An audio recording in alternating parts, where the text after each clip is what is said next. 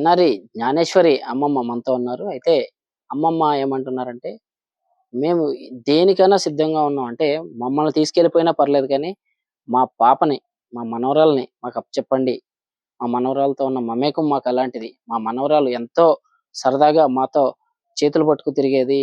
బట్టలు ఉతికితే బట్టలు ఉతికేది. ఇవన్నీ కూడా చెప్పడం జరుగుతుంది. ఒకసారి మాట్లాడదాం. వాళ్ళ అమ్మమ్మ అయితే లక్ష్మి ఇక్కడుంది. లక్ష్మితో మాట్లాడదాం. అమ్మ ఎలా ఉండేది మీ బానే ఉంది మనవరాలు? సార్.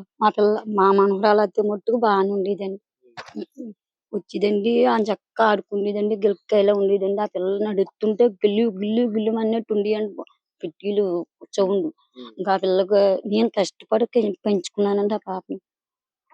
రూ. 1,00,000 హాస్పిటల్‌లో నేను తీసుకొచ్చి పెంచుకున్నానండి ఆ పాపని. హ్మ్. రాత్రులు పగలు మా ఏపురాలనక ఆళ్ళనక ఈళ్ళనక నేను కష్టపడి ఆ పిల్లని పోషించుకున్నానండి హ్మ్. నేను.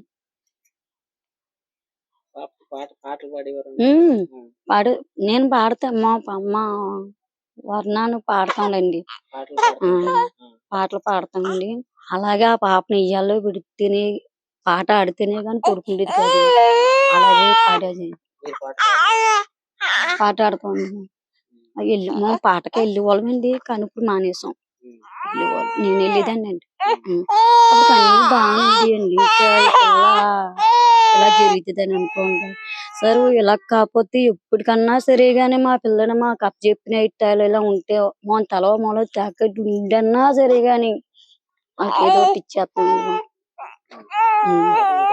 హ్మ్. మా పాప మాకు అప్పచెప్తే చాలండి. ఎంత పాపని ఇడదీసి తీసుకెళ్ళారండి. హ్మ్. హ్మ్. తోడుకు తోడు ఇడదీశారు కదండీ! అందుకది మా మేన ఎవ్వరు దయచేసైనా సరే గాని మా పాపని మాకు అప్పచెప్తే ఆళ్ళకి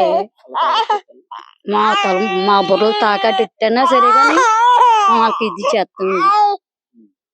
కానీ మా పిల్ల మాకు కావాలండి.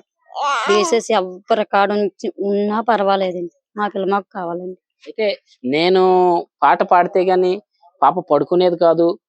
ఉయ్యాల్లో ఏసినప్పుడు అంటే నాకు పాటలు పాడడం అలవాటుంది. నేను పాట పాడితే గాని పాప పడుకునేది కాదు అని కూడా అమ్మమ్మ మనకి చెప్పడం జరిగింది. అయితే అమ్మమ్మ దగ్గర 6 నెలలు పెరిగి తర్వాత మళ్ళీ ఏదైతే డెలివరీకి సంబంధించి చిన్న పాప డెలివరీకి సంబంధించిన టైంలో నేను నా దగ్గరే పెంచుకున్నాను. నాతో చాలా ఎక్కువగా మమేకంగా ఉండేదని కూడా అమ్మమ్మ చెప్పడం జరిగింది. చివరిసారిగా అంటే 18 రోజులు అయిపోయింది ఈ రోజుకి.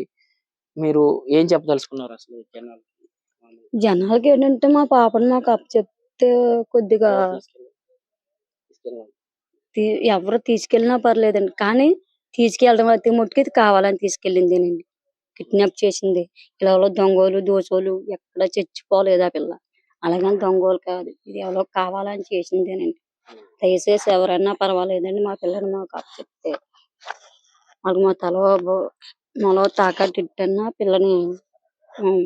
తీసి తెచ్చుకొని పోషించుకుంటాము. అయితే ఇది ఇక్కడున్న అయితే ఎవరైతే జ్ఞానేశ్వరి అమ్మమ్మ ఉందో, అమ్మమ్మ ముందుసారి గూడా మనతో మాట్లాడడం జరిగింది. ఇప్పుడు రెండోసారి లక్ష్మి, "మా తల తాకట్టేట్టైనా సరే, మా పాపను మేము తెచ్చుకుంటాం. అంటే మాకు అప్పచెప్పండి. మా తల తాకట్టేట్టైనా మేము శాయశక్తులా ప్రయత్నం ఏమి ఇవ్వగలిగితే అది మేమిస్తాం. అలాగే గవర్నమెంట్ ఇప్పటికే రూ. 1,00,000 ప్రకటించింది. అదే కాకుండా మాకున్న ఏదైతే ఉందో ఒక సెంటో, 2 సెంట్లో ఉన్న కాడికి అదే మా ఇల్లు గూడా అమ్ముకొని మేము మీకివ్వడానికి సిద్ధంగా ఉన్నాం. మా పాపను మాకు అప్పచెప్పండి" అని గూడా అమ్మమ్మ లక్ష్మి చెప్పడం జరిగింది.